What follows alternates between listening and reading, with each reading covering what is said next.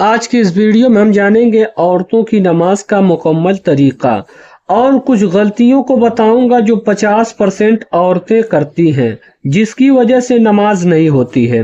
اور ایک مسئلہ یہ بھی جانیں گے، اگر عورت زیور نہیں پہنے گی تو نماز ہوگی یا نہیں، اور اگر نماز ہوگی تو کتنا ثواب ملے گا۔ تو ویڈیو کو پورا مکمل واچ کیجیے گا۔ سب سے پہلے آپ سے چھوٹی سی گزارش ہے کہ آپ چینل کو سبسکرائب کر دیں اور اس ویڈیو کو شیئر کر دیں۔ اگر آپ کی شیئر کی وجہ سے کسی کی نماز صحیح ہو گئی تو آپ کی مغفرت کا ذریعہ بن جائے گا۔ سب سے پہلے اس مسئلے کو سمجھتے ہیں کہ بغیر زیور کے نماز درست ہے کہ نہیں، نماز میں کتنا ثواب ملے گا۔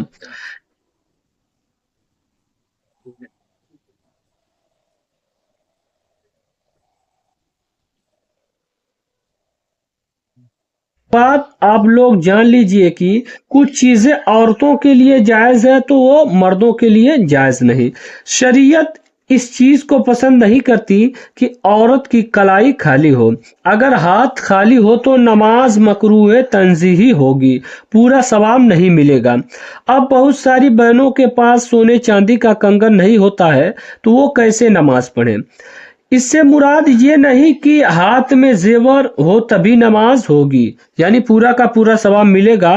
اگر ہاتھ میں چوڑی یا کالا دھاگا ہو تو بھی نماز ہو جائے گی، اور نماز کی حالت میں ہی نہیں، ہمیشہ کچھ نہ کچھ ہاتھ میں ہونا چاہیے تاکہ مردوں سے مشابہت نہ ملے۔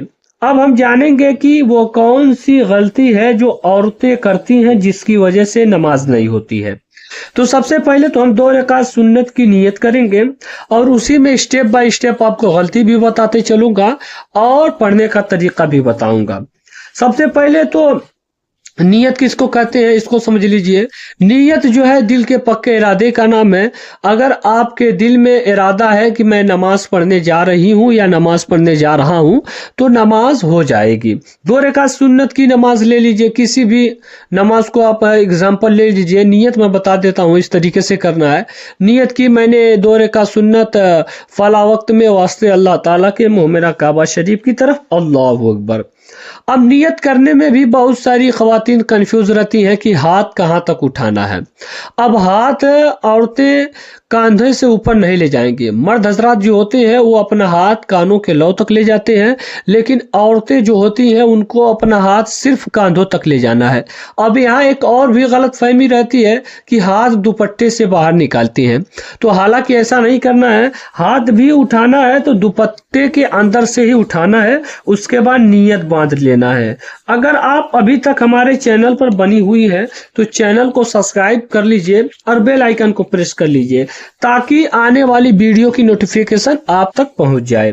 نیت کرنے کے بعد ہم کو اب کیا کرنا ہے؟ اب ہم کو سب سے پہلے ثنا پڑھنا ہے۔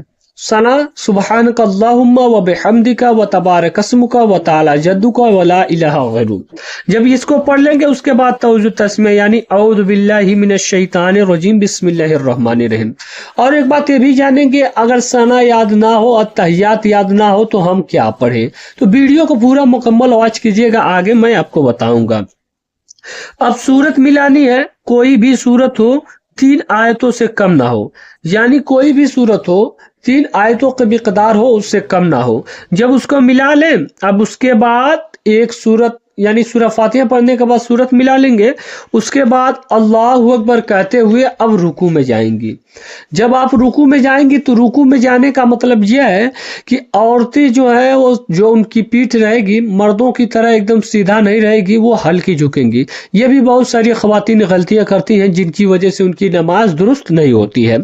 اب جب آپ رکوع میں جائیں گی تو رکوع کی تسبیح پڑھنا پڑے گا 3 یا 5 یا 7 مرتبہ۔ بہت ساری خواتین کا مخرج صحیح نہیں رہتا ہے تو وہ سبحان ربی العظیم کہتی ہیں، تو ایسا نہیں کہنا ہے۔ آپ کسی سے رابطہ کیجئے، وہ آپ کو ضرور بتا دے گا یا بتا دیں گی سبحان ربی العظیم ہے۔ اس کو 3 یا 5 یا 7 مرتبہ پڑھنا ہے۔ اب آپ کو سمیع اللہ لمن حمیدہ کہتے ہوئے अल्लाह अकबर कहते हुए सजदे में जाना है। तो सजदे में बैठने का तरीका ये है कि उनका दोनों पांव पहले बाहर निकाल लें, उसके बाद हाथ जमीन पे लगा रहेगा कि उंगलियां जमीन पर लगी रहेगी, उसके बाद वो सजदा करेंगी। अब मर्द हजरात के लिए इसके अपोजिट है, यानी उनका जो केवनिया है उठा रहेगा, उसके बाद वो सजदा करेंगे। और सजदे की तस्बीह पढ़नी है सुबहान रब्बियल आला, सुबहान रब्बियल आला, सुबहान रब्बियल आला, 3 या 5 या 7 मरतबा इसके पढ़ के उसके बाद अल्लाहु अकबर कह के खड़ी हो जाएंगी। अब उसके बाद अब आपको सूरह फातिहा पढ़ना है। जब आप सूरह फातिहा पढ़ लें, उसके बाद अब आपको कोई एक सूरत मिलानी है। अब यहाँ मैं ये बता दूं, अगर आपको एक ही सूरत याद हो तो घबराने की ज़रूरत नहीं है। हर रकात में आप वही सूरत पढ़ें, अच्छी तरीके से पढ़ें, नमाज हो जाएगी, उसमें कोई कराहत नहीं है, सवाब उतना ही मिलेगा। अगर आपको एक ही सूरत याद है तब भी नमाज पढ़ना शुरू कर दें। अब मैं उसमें यह बताया था सना और तहियात ना याद हो तो क्या करें, उसके बाद मैं आपको बताता हूँ, वीडियो को छोड़ के मत जाइएगा। उसके बाद फिर रुकू में जाना है, रुकू की तस्बीह पढ़ना है, फिर सजदे में जाना है। 2 सजदा करने के बाद अब तशहुद में बैठ जाना है। तशहुद में जब आप बैठ जाएंगे तो सबसे पहले अब आपको अत्तहियात पढ़ना है। अत्तहियात अशहदु अल्ला इलाहा इल्लल्लाह तक पढ़ना है।